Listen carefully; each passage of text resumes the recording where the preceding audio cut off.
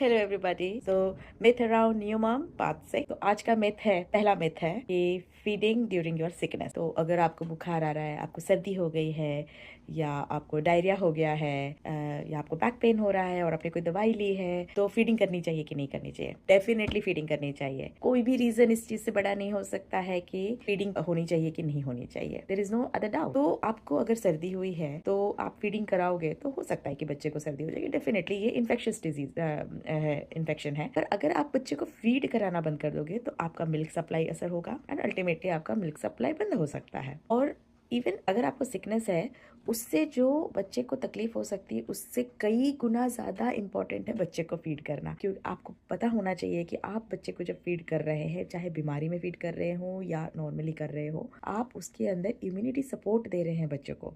तो अगर आप बीमार भी हैं और फिर आप रिकवर भी होंगे तो आपके अंदर वो इम्यूनिटी आ रही है, तो आप डेफिनेटली वो इम्यूनिटी अपने बच्चे को भी ट्रांसफर कर रहे हो। लेकिन अगर आप अपनी सिकनेस में बच्चे को फीडिंग बंद करा देते हो तो एक तो आपका मिल्क सप्लाई बंद हो जाएगा, दूसरा बच्चा दूध पीना छोड़ सकता है। और ये मैं मेरे पर्सनल एक्सपीरियंस से आपको बता रही हूँ।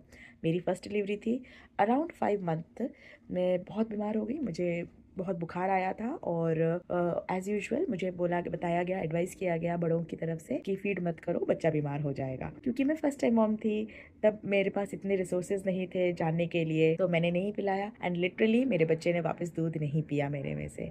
मैं पंप करती थी, पर अगर बच्चा नहीं पी रहा है तो आप पंप करके भी बहुत ज़्यादा हेल्प नहीं कर सकते बच्चे को। तो प्लीज़ फीडिंग ना बंद करें।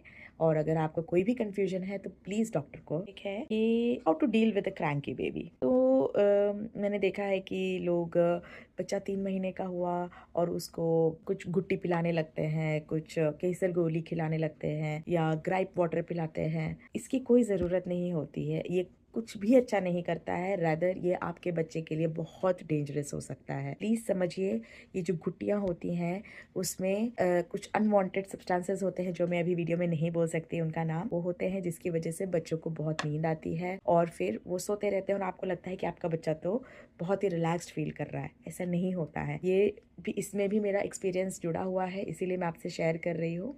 मेरे बच्चे को इसी तरीके से 3 महीने का जब वो हुआ तो उसको केसर गोली दी गई थी और आई थिंक एक ही हफ्ता देने का हुआ था और उसका जो पॉटी था वो ब्लैक हो गया। तो मैं बहुत टेंशन में आ गई और मैंने डॉक्टर को पूछा तो उन्होंने बताया कि स्टूल टेस्ट में ये आया कि उसको ब्लीडिंग हो रही है स्टूल से। सो ये इतना डेंजरस हो सकता है और इससे भी ज़्यादा डेंजरस हो सकता है। तो प्लीज़ ये सब ना करें, अपने बच्चे को टॉर्चर ना करें।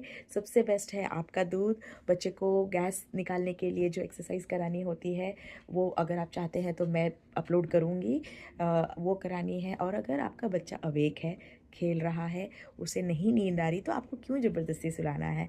हर बच्चा अलग होता है। कुछ बच्चे ज़्यादा देर जागते हैं, ज़्यादा एनवायरनमेंट को एक्सप्लोर करते हैं, कुछ बच्चे ज़्यादा सोते हैं। तो अगर आपको घर के काम करने में बच्चा डिस्टर्ब कर रहा है, इसका मतलब ये नहीं है कि आप उसको दवाई देके सुला दें। आपको बच्चा आपकी प्रायोरिटी होना चाहिए, ना कि आपके घर के काम या आपका आपका अपना कंफर्ट। सो आज के लिए इतना काफ़ी है। Thank you for watching my video. Please please please subscribe to my channel and comment if you like my videos. Thank you.